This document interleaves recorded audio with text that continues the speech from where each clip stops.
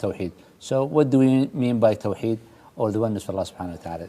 Well, you answered your own question. The oneness of Allah means that there's only one God. Okay?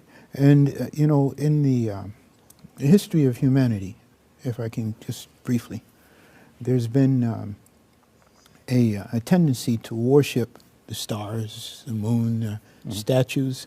I've heard that in ancient Rome and in ancient Greece, they actually had statues that were flesh-colored, and some of them even moved. And with the misconcepts that people had about these things, they thought that not so much that the statues were God, but they were representations of God. And they would have a tendency to worship them, to turn to them. And they would make sacrifices. They got into human sacrifices and all these other things. Within the framework of what we've been given in Quran from Prophet Muhammad sallallahu alaihi wasallam, we understand that there's only one God. He's above his creation, and he's in control of everything. We also understand that the creation that Allah has established, and as far as the beings, the human, the living entities that he has that interact with his creation, would be the angels, which were made from light, the jinn, which were made from fire, and us human beings, who are made from earth, clay, soil.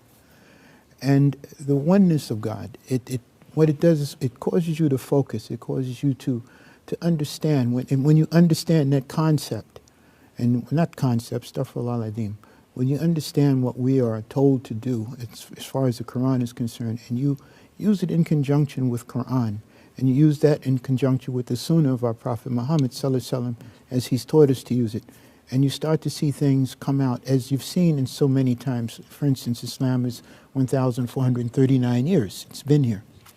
And when Prophet Muhammad brought Islam, when he brought the concept of Tawheed to the Arabian Peninsula, to Mecca, the people in Mecca, and the people in that area, they were involved in worshipping statues.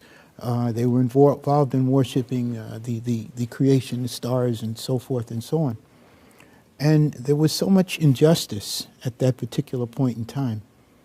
And when he brought that concept within the framework of time that it was finalized, the changes in the peninsula, the changes towards the people had towards one another, and the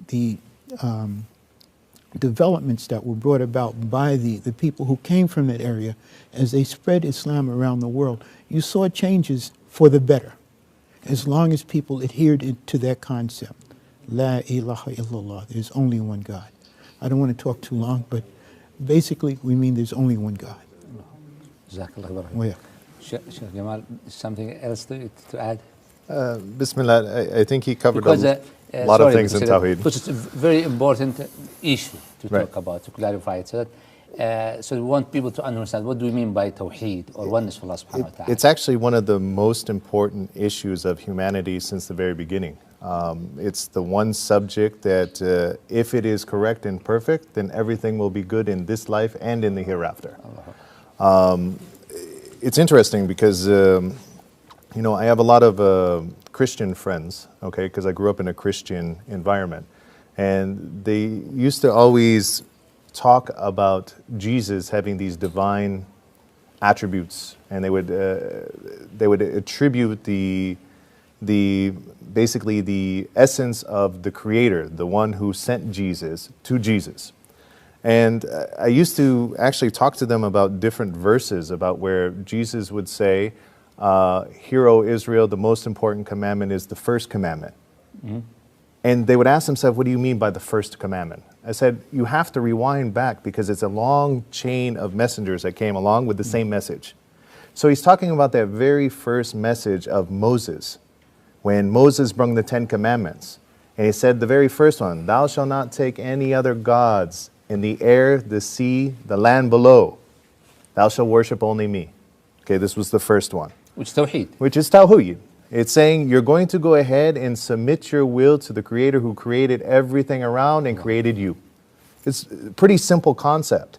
And it's the one thread that you can see from the very first man, Adam, all the way through the Jewish prophets, all the way through the Christian prophet, and all the way to Islam. This one concept of Tawheed, worshiping the one true God. And it's interesting because, you You know, in Arabic we say La ilaha. Okay? So ilaha is literally means no God. Now I'll have some Christians that ask me, why don't we just call it God? Why do we call it Allah? And I have to explain to it from a linguistic aspect because this is my specialty. I deal with languages. And I say, if you look at this, look at the word God. A tree can be a God. A statue can be a God. Anything could be a God. And this term in Arabic is ilah. Okay? But Allah is just like the Hebrew word Elohim. Elohim means it was a possessive. It means it only belongs to Him, this name. It's the same. We keep the same roots into this. And so Allah literally negates anything else that we can actually possibly imagine as being God, as being Allah. And this is the amazing part about Islam, is you are actually submitting yourself to the one that can only help you.